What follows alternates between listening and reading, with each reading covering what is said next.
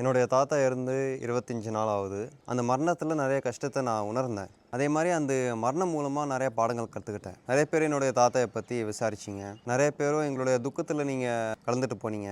உண்மையிலே உங்களுடைய சப்போர்ட்டுக்கு நன்றி தெரிவிச்சுக்கிறேன். அதே மாதிரி என்னுடைய தாத்தாவை பற்றி சில வார்த்தைகள் சொல்ல ஆசைப்பட்றேன்.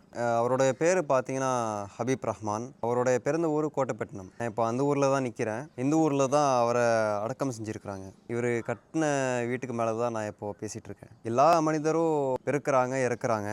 ஆனால் இறக்கும்போது அவர் என்ன விட்டு சென்றார், அதுதான் முக்கியம். அவர் பிறக்கும்போது உண்மையிலே ஒரு ஏழ்மையான குடும்பத்தில் அவர் பிறந்தார். அவருடைய குடும்பத்தை சிந்தான்னு சொல்லுவாங்க. ஆனால் சின்ன வயசில் அந்த சிந்தான்னு சொன்னாலே பிடிக்காமல் இருந்துச்சு அந்த வார்த்தை.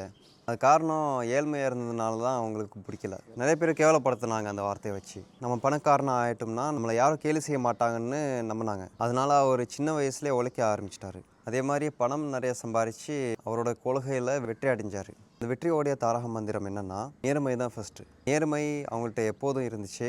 நேர்மையோட சுற்றி உழைப்பு இருந்துச்சு. யார்கிட்ட கடனாளியாக இருக்கக்கூடாதுன்னு அப்படி நினச்சாரு.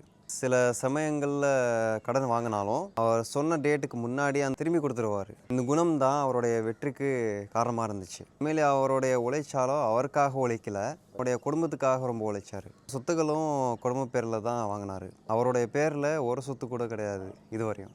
அவர் இறக்கும்போது எளிமையாக தான் இருந்தார். இறக்கும்போது அவருடைய இருந்த சொத்து என்னென்னா 4 சட்டை, ஒரு 5 வேட்டி, ஒரு பழைய செருப்பு, அவர் பாக்கெட்டில் 2500 ரூபா.